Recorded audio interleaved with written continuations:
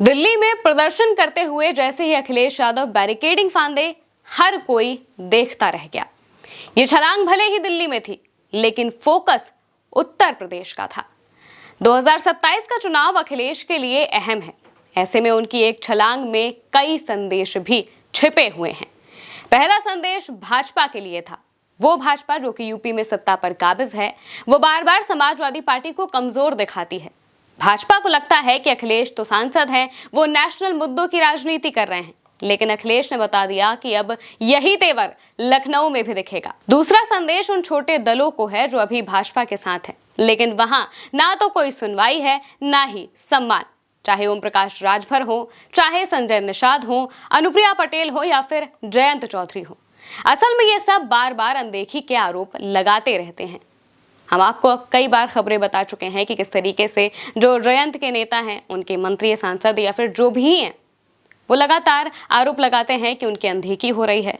दूसरी तरफ अनुप्रिया पटेल भी बगावती सुर छेड़ती हैं, ओम प्रकाश राजभर भी लगातार बगावती सुर में दिखाई देते हैं और उनकी कोई सुनवाई इस वक्त एनडीए में नहीं हो रही है और इस वजह से वो काफी ज्यादा नाराज भी हैं। अपना दल सोनेलाल की नाराजगी तो जग जाहिर है। आशीष पटेल तो खुले मंच से तेवर दिखा चुके हैं। खबर यह भी है कि दिल्ली में आशीष पटेल और अखिलेश की मुलाकात हुई है। जी हां, बीते दिनों ही दिल्ली में अखिलेश और आशीष पटेल की मुलाकात की खबरें आई हैं।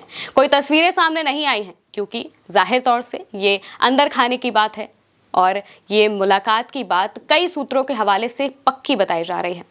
और अब सबसे बड़ा संदेश अपने कार्यकर्ताओं के लिए भी अखिलेश ने दे दिया है। समाजवादी पार्टी हमेशा से ही संघर्ष और सड़क की पार्टी मानी जाती है। अब अखिलेश यादव ने समाजवादी पार्टी के अंदर भी ऊर्जा भर दी है कि सड़क पर उतरना है, लड़ाई लड़नी है।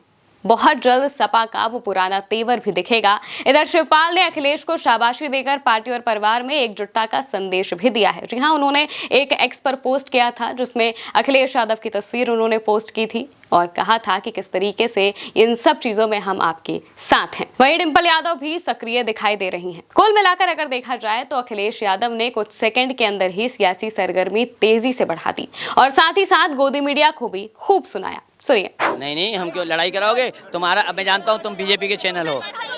दोस्तों, अखिलेश यादव जब दिल्ली में प्रदर्शन कर रहे थे, वो बैठ गए थे और कह रहे थे कि अभी बसें आएंगी, हमें उठाकर ले जाएंगी। पत्रकार उनसे सवाल जवाब कर रहे थे, बातचीत कर रहे थे, लेकिन इसी बीच एक गोदी मीडिया के पत्रकार ने उनसे ऐसा सवाल किया कि अखिलेश समझ गए कि वो क्या चाहते हैं।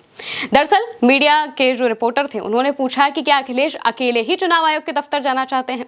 दरअसल चुनाव आयोग के दफ्तर जाने का जो पूरा प्लान था, वो पूरे इंडी अलायंस का था और इसीलिए सभी नेता, अगर आप देखें तो टीएमसी के हों, कांग्रेस के हों, समाजवादी पार्टी के हों और भी जो बाकी दल इंडी अलायंस में शामिल है, वो सब ही पैदल मार्च करते हुए चुनाव आयोग के दफ्तर तक जा रहे थे। और जैसे ही उन्होंने ये सवाल पूछा, अखिलेश यादव समझ गए कि ये चाहते हैं कि कोई अलग नैरेटिव बना दिया जाए, यानी कि ऐसा नैरेटिव बना दिया जाए कि इंडिया गठबंधन में टूट के आसार हैं या फिर इस तरीके की बातें जो टाइम टाइम पर फैलाने की कोशिश की जाती हैं, वैसा ही कुछ करने की कोशिश एक बार फिर हुई। तो अखिलेश यादव समझ गए और उन्होंने इस पर पूरे तरीके से विराम लगा दिया और कह दिया कि मुझे पता है कि तुम भाजपा के चैनल हो, तुम लड़ाई लगवाना चाहते हो। सीधे तौर पर अखिलेश यादव ने वहीं पर बैठे बैठे उस रिपोर्टर को भी डांट दिया और ये भी संदेश दे दिया कि उनका और कांग्रेस का गठबंधन कितना ज्यादा मजबूत है। अखिलेश ने संदेश दिया कि कांग्रेस सपा का गठबंधन बहुत ज्यादा मजबूत है, अभी भी है, पहले भी था और अब भी आगे रहेगा। अब अखिलेश की ये छलांग 2027 के लिए बड़ी अहम मानी जा रही है, क्योंकि याद कीजिए दोस्तों, जब जेपीएनआईसी में अखिलेश को जाने नहीं दिया गया था,